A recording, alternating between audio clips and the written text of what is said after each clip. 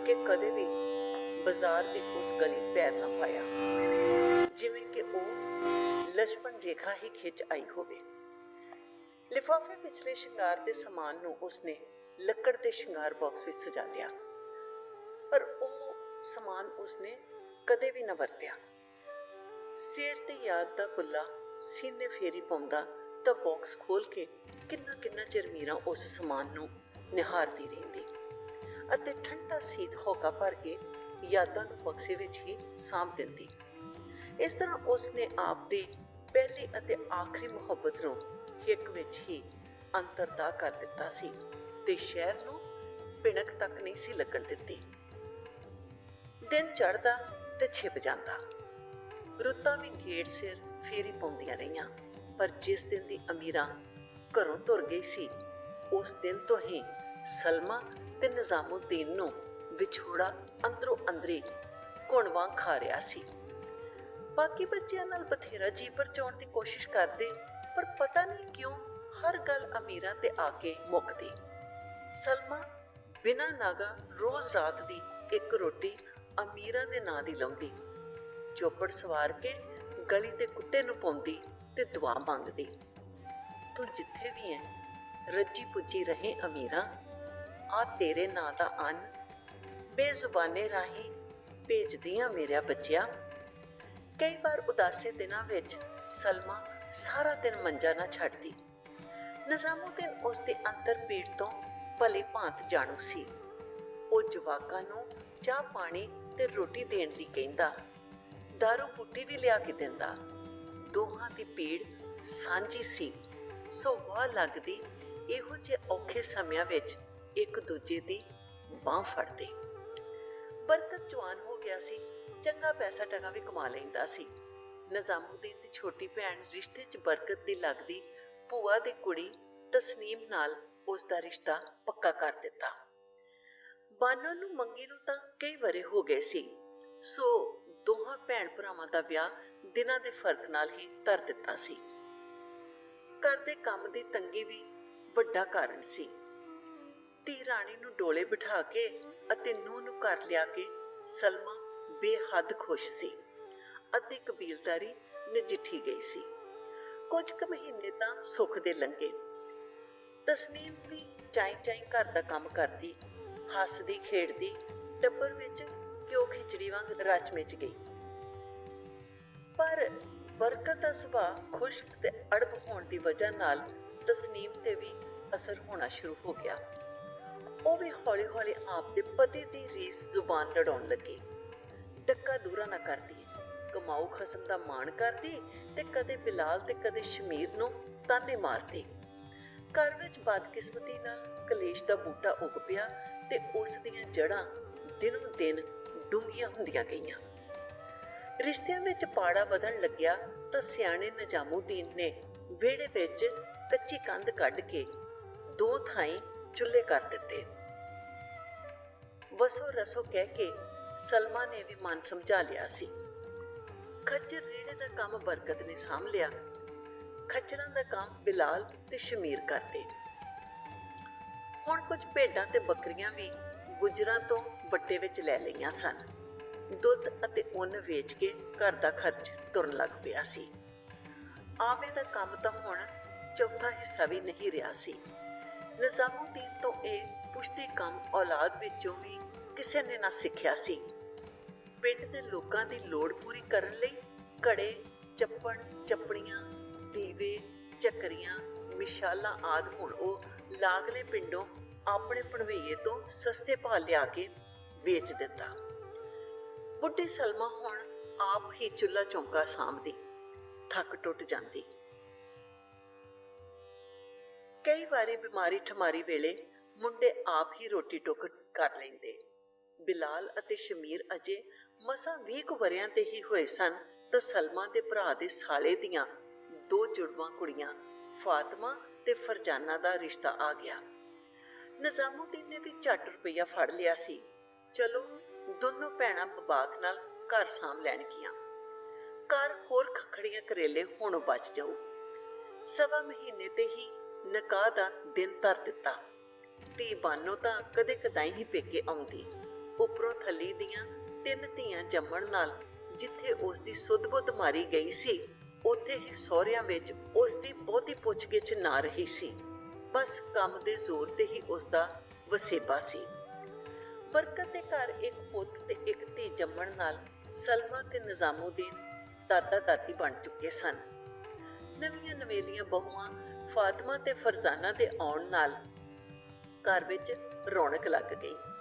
ਹਰ ਪਲ ਝਾਂਜਰਾਂ ਦੇ ਬੋਰ ਛਣਕਦੇ, ਸੁਰਖ ਬੁੱਲੀਆਂ ਦਾ ਹਾਸਾ, ਸੂਹੇ-ਸੂਹੇ ਰੰਗਾਂ ਦੇ ਸਾਲੂਆਂ ਵਿੱਚ ਲਿਪਟੀਆਂ ਦੋਨੋਂ ਭੈਣਾਂ ਵਿਹੜੇ ਦਾ ਸ਼ਿੰਗਾਰ ਬਣ ਗਈਆਂ ਸਨ। ਸਭ ਧੀਆਂ ਪੁੱਤਾਂ ਦੇ ਘਰ ਵਸਦੇ ਰਾਸਤੇ ਵੇਖ ਕੇ ਸਲਮਾ ਦਾ ਚਾਅ ਜਦ ਬਨੇਰੇ ਤਾਈਂ ਚੜ੍ਹਦਾ ਤਾਂ ਪਤਾ ਨਹੀਂ ਕਿਉਂ ਪਟਾਕ ਧਰਤੀ ਤੇ ਜਾ ਵੱਜਦਾ। ਅਮੀਰਾਂ ਦੇ ਅਧੂਰੇਪਣ ਦੀ ਚੀਸ ਉੱਠਦੀ ਤੇ ਉਹ ਮਨੋ ਮਨ ਸੋਚਦੀ, ਨੁਕਸ ਤਾਂ ਮੇਰੇ ਆਂਡੇ 'ਚ ਹੀ ਸੀ। ਹੁਣ ਸਾਰੀ ਉਮਰ ਉਸ ਗਊ ਨੂੰ ਮੇਰੀ ਕਮੀ ਦਾ ਫਲ ਭੋਗਣਾ ਪਊ। ਗੁਨਾਹ ਦਾ ਅਹਿਸਾਸ ਉਸ ਦੀ ਜਿੰਦ ਨੂੰ ਨਪੀੜ ਛੱਡਦਾ, ਪਰ ਕੀਤਾ ਵੀ ਕੀ ਜਾ ਸਕਦਾ ਸੀ। ਬਸ ਮਨ ਸਮਝਾ ਕੇ ਅੱਲਾ ਦੀ ਰਜ਼ਾ ਨੂੰ ਹੀ ਆਪ ਦੀ ਤਕਦੀਰ ਤੇ ਕਰਨੀ ਦਾ ਫਲ ਸਮਝ ਲੈਂਦੀ। ਬਿਲਾਲ ਦੀ ਘਰ ਵਾਲੀ ਫਾਤਮਾ ਕਦੀ ਕਦਾਈ ਸਲਮਾ ਨਾਲ ਪਿੰਡ ਦੇ ਵਿਆਹ ਸ਼ਾਦੀਆਂ ਭੁਗਤਾਉਣ ਚਲੀ ਜਾਂਦੀ, ਲਾਗ ਇਕੱਠਾ ਕਰ ਲੈਂਦੀ, ਪਰ ਫਰਜ਼ਾਨਾ ਇਸ ਕੰਮ ਨੂੰ ਹੱਤਕ ਸਮਝਦੀ। ਦੋਹਾਂ ਭੈਣਾਂ ਦੇ ਘਰ ਮਹੀਨੇ ਦੇ ਫਰਕ ਨਾਲ ਧੀਆਂ ਜੰਮੀਆਂ। ਇੱਕ ਦਾ ਸ਼ਿਲਾ ਸਲਮਾ ਤੇ ਦੂਜੀ ਦਾ ਪੇਕਿਆਂ ਨੇ ਸਾਂਭਿਆ।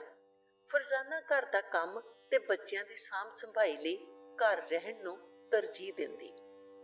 ਸ਼ਮੀਰ ਜਰਦਾ ਪੀੜੀ ਤੋਂ ਇਲਾਵਾ ਹੁਣ ਸ਼ਰਾਬ ਦਾ ਸੇਵਨ ਵੀ ਕਰਨ ਲੱਗਿਆ ਸੀ। ਪਰਿਵਾਰ ਵਧਣ ਦੇ ਨਾਲ-ਨਾਲ ਲੋੜਾਂ ਵੀ ਸਿਰ ਕੱਢਣ ਲੱਗੀਆਂ, ਪਰ ਕਮਾਈ ਦੇ ਸਾਧਨ ਤਾਂ ਸੀਮਤ ਹੀ ਸਨ, ਸੋ ਖਿੱਚੋਤਾਣ ਤੇ ਤਕਰਾਰ ਤਾਂ ਸੁਭਾਵਕ ਹੀ ਸੀ। ਅਖੀਰ ਵਿੱਚ ਢਿੱਡੋਂ ਜਾਈਆਂ ਭੈਣਾਂ ਦੀ ਮੱਤ ਵੀ ਬਹੁਤੀ ਦੇਰ ਨਾ ਮਿਲੀ ਤੇ ਚੁੱਲ੍ਹਾ ਚੌਂਕਾ ਅੱਡ ਕਰਨ ਦੀ ਨੌਬਤ ਆ ਅੱਪੜੀ।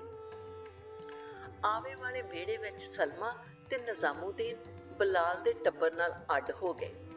ਔਖੇ ਸੌਖਿਆਂ ਗਾਡਰ ਬਾਲੇ ਪਾ ਕੇ 2 ਬੈਠਕਾਂ ਛੱਤ ਲਈਆਂ ਤੇ ਸ਼ਮੀਰ ਦੇ ਟੱਬਰ ਨੂੰ ਜੱਦੀ ਘਰ ਦਾ ਹਿੱਸਾ ਛੱਡ ਦਿੱਤਾ। ਭੇਡਾਂ ਬੱਕਰੀਆਂ ਦਾ ਕੰਮ ਬਿਲਾਲ ਨੇ ਅਤੇ ਖੱਚਰਾਂ ਦਾ ਕੰਮ ਸ਼ਮੀਰ ਦੇ ਹਿੱਸੇ ਆ ਗਿਆ। ਹੁਣ ਸਭ ਆਪੋ ਆਪਣੀ ਡੁਗਡੁਗੀ ਵਜਾ ਰਹੇ ਸਨ, ਕਮਾ ਰਹੇ ਤੇ ਖਾ ਰਹੇ ਸਨ। ਹੁਣ ਤਾਂ ਰੱਟਾ ਵੀ ਕੋਈ ਨਹੀਂ ਸੀ ਰਿਹਾ। ਜ਼ਿੰਦਗੀ ਲੀਹ ਤੇ ਆ ਗਈ ਜਾਪਦੀ ਸੀ। ਪਰ 3 ਚੁੱਲ੍ਹਿਆਂ ਨੂੰ ਅੱਡੋ ਅੱਡ ਮਘਦੇ ਵੇਖ ਕੇ ਸਲਮਾ ਉਦਾਸ ਹੁੰਦੀ ਤਾਂ ਨਿਜ਼ਾਮੁਦੀਨ ਝੱਟ ਕਹਿ ਦਿੰਦਾ, ਕਾਹਦਾ ਝੋਰਾ ਕਰਦੀ ਏ? ਜਿਹਦੇ ਹੋਣਗੇ ਉਹੀ ਅੱਡ-ਵਿੱਡ ਹੋਣਗੇ, ਕਮਲੀ ਨਾ ਹੋਵੇ ਤਾਂ। ਪਰ ਮੁੱਦਤਾਂ ਤੋਂ ਅਮੀਰਾਂ ਦੀ ਪੀੜ ਨਿਜ਼ਾਮੁਦੀਨ ਤੇ ਸਲਮਾ ਦੇ ਹੱਡਾਂ ਨੂੰ ਝੋਰਾ ਬਣ ਕੇ ਖਾ ਰਹੀ ਸੀ। ਕਰੀਬ ਅੱਧੀ ਦਰਜਨ ਪੋਤੇ ਪੋਤੀਆਂ ਵੀ ਹੁਣ ਵਿਹੜੇ ਵਿੱਚ ਚਾਂਬੜਾ ਪਾਉਂਦੇ। ਵਿਹੜੇ ਨੂੰ ਰੰਗ ਭਾਗ ਲੱਗੇ ਹੋਏ ਸਨ, ਪਰ ਘਰੋਂ ਨਿਕਲੇ ਇੱਕੋ ਜੀ ਦਾ ਪਾਇਆ ਖਲਾ ਪੂਰਾ ਹੋਣ ਦਾ ਨਾਮ ਨਹੀਂ ਲੈ ਰਿਹਾ ਸੀ। ਕਦੇ ਕਦੇ ਚਿੜ ਕੇ ਸਲਮਾ ਕਹਿੰਦੀ, ਚੰਦਰੀ ਮਰ ਮੁੱਕ ਜਾਂਦੀ, ਸਬਰ ਕਰ ਲੈਂਦੇ। ਨਗੋਰੀ ਦਾ ਖਿਆਲ ਚੱਤੋ ਪੈਰ ਪਰਛਾਈ ਵਾਂਗਰਾਂ ਨਾਲ ਘੁੰਮਦਾ। ਬਰਕਤ ਦੇ ਅੱਬਾ, ਸਬਰ ਕਰ ਸਬਰ। ਬਾਨੋ ਦੀ ਅੰਮੀ, ਜ਼ਿੰਦਗੀ ਦੇਣ ਵਾਲੇ ਨੂੰ ਆਪੇ ਫਿਕਰ ਆ, ਤੂੰ ਮੈਂ ਕਿਸ ਬਾਗ ਦੀ ਮੂਲੀ ਆਂ ਭਲਾ। ਪਰ ਜਵਾਨੀ ਵੇਲੇ ਤੋਂ ਚਿਲਮ ਦਾ ਧੂਆਂ ਸੜਾਕਦੇ ਨਿਜ਼ਾਮੁਦੀਨ ਦੇ ਫੇਫੜੇ ਵੀ ਹੁਣ ਚਰਖੇ ਦੀ ਘੂਕਰ ਵਾਂਗ ਬੋਲਦੇ। ਜੋੜਾਂ ਦੇ ਦਰਦ ਨੇ ਉਸ ਨੂੰ ਉਮਰੋਂ ਪਹਿਲਾਂ ਹੀ ਕੁੱਬਾ ਕਰ ਦਿੱਤਾ ਸੀ। ਹੁਣ ਤਾਂ ਉਂਝ ਵੀ ਉਸ ਦਾ ਪਿੰਜਰ ਹੱਡੀਆਂ ਦੀ ਮੁੱਠਕ ਬਣ ਕੇ ਰਹਿ ਗਿਆ ਸੀ। ਖੰਘ ਨਾਲ ਖੌਂ-ਖੌਂ ਕਰਦਾ, ਲੰਮੇ-ਲੰਮੇ ਹੁੰਗੇ ਮਾਰਦਾ, ਜਾਣੋ 100 ਸਾਲ ਟੱਪਿਆ ਹੋਵੇ। ਨਿੱਤ ਦਿਹਾੜੇ ਪਿੰਡ ਦੇ ਹਕੀਮ ਤੋਂ ਦੇਸੀ ਦਵਾਈ ਦੀਆਂ ਪੁੜੀਆਂ ਲਿਆ ਕੇ ਖਾਂਦਾ ਰਹਿੰਦਾ। ਤਿਉਹਾਰਾਂ ਦੇ ਦਿਨ ਸਨ। ਪਿੰਡ ਦੇ ਬੁੱਢੇ, ਜਵਾਕ ਤੇ ਮੰਡੀਰ ਰੋਜ਼ ਰਾਮਲੀਲਾ ਵੇਖਣ ਜਾਂਦੇ। ਦੁਸ਼ਹਿਰਾ ਵੇਖਣ ਜਾਣ ਦਾ ਚਾਅ ਨਵੇਂ ਕੱਪੜੇ ਸਵਾਉਣ ਦੀ ਜਿੱਦ ਕਰਕੇ ਜਵਾਕ ਦੁੜੰਗੇ ਮਾਰਦੇ ਫਿਰਦੇ ਰਹਿੰਦੇ। ਸਾਰਾ ਟੱਬਰ ਹਰ ਸਾਲ ਵਾਂਗ ਬਰਕਤ ਦੇ ਰੇਹੜੇ ਤੇ ਬੈਠ ਕੇ ਮੇਲਾ ਵੇਖਣ ਜਾਣ ਲਈ ਅੱਡੀਆਂ ਤੋਂ ਧੁੱਕ ਲਾਈ ਫਿਰ ਰਿਹਾ ਸੀ। ਦੁਸਹਿਰੇ ਵਾਲੇ ਦਿਨ ਸਵੇਰੇ ਸਵੇਰੇ ਸਲਮਾ ਨੇ ਵੇਖਿਆ ਕਿ ਨਿਜ਼ਾਮੁਦੀਨ ਤਾਂ ਅੱਜ ਫਜਰ ਦੀ ਨਮਾਜ਼ ਪੜ੍ਹਨ ਲਈ ਉੱਠਿਆ ਹੀ ਨਹੀਂ। ਹੋ ਸਕਦਾ ਕੋਈ ਢਿੱਲ ਮੱਠ ਹੋਵੇ। ਸੋ ਉਹ ਚਾਹ ਦਾ ਗਲਾਸ ਬਣਾ ਕੇ ਨਿਜ਼ਾਮੁਦੀਨ ਦੇ ਸਰਹਾਣੇ ਆ ਖੜੀ ਬੋਲੀ, ਉੱਠ ਬਰਕਤ ਦੇ ਅੱਬਾ, ਚਾਹ ਦਾ ਗਲਾਸ ਫੜ, ਮੇਰੇ ਤੋਂ ਝੁੱਕ ਕੇ ਥੱਲੇ ਰੱਖਿਆ ਨਹੀਂ ਜਾਂਦਾ। ਗੂੜੀ ਨੀਂਦ ਵਿੱਚ ਪਿਆ ਸਮਝ ਕੇ ਉਸਨੇ ਮੋਢੇ ਤੋਂ ਹਿਲਾਉਂਦਿਆਂ ਕਿਹਾ, ਉੱਠ ਵੀ, ਮੇਰੇ 'ਚ ਇੰਨੀ ਜਾਨ ਕਿੱਥੇ ਆ? ਸਲਮਾ ਨੇ ਨਿਜ਼ਾਮੁਦੀਨ ਦਾ ਮੱਥਾ ਛੋਇਆ ਜੋ ਕਿ ਠੰਡਾ ਸੀਤ ਪਿਆ ਸੀ। ਥੋੜਾ ਜਿਹਾ ਹਿਲਾਉਣ ਨਾਲ ਹੀ ਆਕੜਿਆ ਸਰੀਰ ਝੱਟ ਪਾਸੇ ਪਰਨੇ ਡਿੱਗ ਪਿਆ। ਸਲਮਾ ਨੇ ਅੰਬਰ ਪਾੜਵੀਂ ਲੇ ਮਾਰੀ। ਸਭ ਨੂੰ ਪੁੱਤ ਮਿੰਟੋ ਮਿੰਟੀ ਇਕੱਠੇ ਹੋ ਗਏ। ਆਕੜਿਆ ਸਰੀਰ ਦੱਸ ਰਿਹਾ ਸੀ ਕਿ ਰੂਹ ਤਾਂ ਕਦੋਂ ਦੀ ਉਡਾਰੀ ਮਾਰ ਚੁੱਕੀ ਸੀ। ਦਿਨ ਚੜ੍ਹਦੇ ਨੂੰ ਚੀਕ ਚਹਾੜਾ ਪੈ ਗਿਆ। ਸਾਕ ਸਕੀਰੀਆਂ ਵਿੱਚ ਖਬਰ ਭੇਜ ਦਿੱਤੀ। ਦੁਪਹਿਰ ਤੱਕ ਲਗਭਗ ਸਾਰੇ ਪਹੁੰਚ ਗਏ। ਅੰਤਮ ਰਸਮਾਂ ਨਿਬੇੜ ਕੇ ਪਰਿਵਾਰ ਅਜੇ ਘਰ ਆ ਕੇ ਬੈਠਾ ਹੀ ਸੀ। ਉਧਰ ਜਦੋਂ ਨੇੜਲੇ ਸ਼ਹਿਰ ਵਿੱਚ ਰਾਵਣ ਦੇ ਬੁੱਤ ਵਿੱਚ ਮੱਚਦੇ ਫਟਦੇ ਬੰਬਾਂ ਦੀ ਆਵਾਜ਼ ਸੁਣ ਰਹੀ ਸੀ, ਉਦੋਂ ਤਾਂ ਨਿਜ਼ਾਮੁਦੀਨ ਕਦੋਂ ਦਾ ਕਬਰ ਵਿੱਚ ਲੰਮੀਆਂ ਤਾਣ ਕੇ ਸੌਂ ਵੀ ਚੁੱਕਿਆ ਸੀ। ਸਲਮਾ ਦਾ ਸਾਥ ਛੁੱਟ ਗਿਆ। ਮਨ ਦਾ ਮਹਿਰਮ ਰੁੱਸ ਗਿਆ ਸੀ। ਹੁਣ ਦਿਲ ਦੀ ਗੱਲ ਕਰਨ ਵਾਲਾ ਕੋਈ ਨਹੀਂ ਸੀ। ਉਹ ਮਿੱਟੀ ਦਾ ਮਾਧੋ ਬਣੀ ਚੁੱਪਚਾਪ ਫਿਰਦੀ ਰਹਿੰਦੀ। ਖਾਣ ਪੀਣ ਵੀ ਦਿਨੋਂ ਦਿਨ ਘਟਦਾ ਜਾ ਰਿਹਾ ਸੀ। ਕੰਮਕਾਰ ਤਾਂ ਉਸ ਤੋਂ ਪਹਿਲਾਂ ਹੀ ਨਹੀਂ ਸੀ ਬਣਦਾ। ਪਿੰਡ ਦੇ ਲਾਗੀ ਤੱਥੀਆਂ ਵਾਲਾ ਕੰਮ ਵੀ ਹੁਣ ਉਹ ਫਾਤਮਾ ਨੂੰ ਹੀ ਸੰਭਾਲ ਚੁੱਕੀ ਸੀ। ਫਾਤਮਾ ਰੋਜ਼ ਦਿਹਾੜੀ ਘਰ ਦਾ ਕੰਮ ਕਰਨ ਉਪਰੰਤ ਪਿੰਡ ਦੇ ਕਾਰਜਾਂ ਵਿੱਚ ਰੁੱਝੀ ਰਹਿੰਦੀ। ਬਸ ਕਦੇ ਹੀ ਸਲਮਾ ਕੋਲ ਬੈਠ ਕੇ ਗੱਲਬਾਤ ਕਰਦੀ। ਕਿੰਜ ਕੱਢਾਂਗੀ ਬਾਕੀ ਦੀ ਜ਼ਿੰਦਗੀ? ਰੰਡੇਪਾ ਤਾਂ ਸਭ ਤੋਂ ਵੱਡਾ ਸਰਾਪ ਹੈ। ਸੋਚ ਸੋਚ ਉਸਦੇ ਕਲੇਜੇ ਡੋਬ ਪੈਣ ਲੱਗਦਾ। ਤਿੰਨੇ ਪੁੱਤ ਵੀ ਕਦੇ ਸਾਰ ਨਾ ਲੈਂਦੇ। ਧੀ ਬਾਨੋ ਆਪ ਦੀ ਗ੍ਰਿਸ਼ਤੀ ਵਿੱਚ ਫਸੀ ਜ਼ਿੰਦਗੀ ਨਾਲ ਦੋ ਹੱਥ ਕਰ ਰਹੀ ਸੀ। ਜਾਵੇ ਤਾਂ ਕਿੱਥੇ ਜਾਵੇ? ਅਜਿਹੀ ਹਾਲਤ ਵਿੱਚ ਉਸਨੂੰ ਅਮੀਰਾ ਬੇਹੱਦ ਯਾਦ ਆਉਂਦੀ। ਲੋਕਾਂ ਸਾਹਮਣੇ ਸਲਮਾ ਹੁਣ ਭਾਵੇਂ ਅਮੀਰਾ ਨੂੰ ਭੁੱਲ ਭੁਲਾ ਜਾਣ ਦਾ ਦਿਖਾਵਾ ਕਰਦੀ।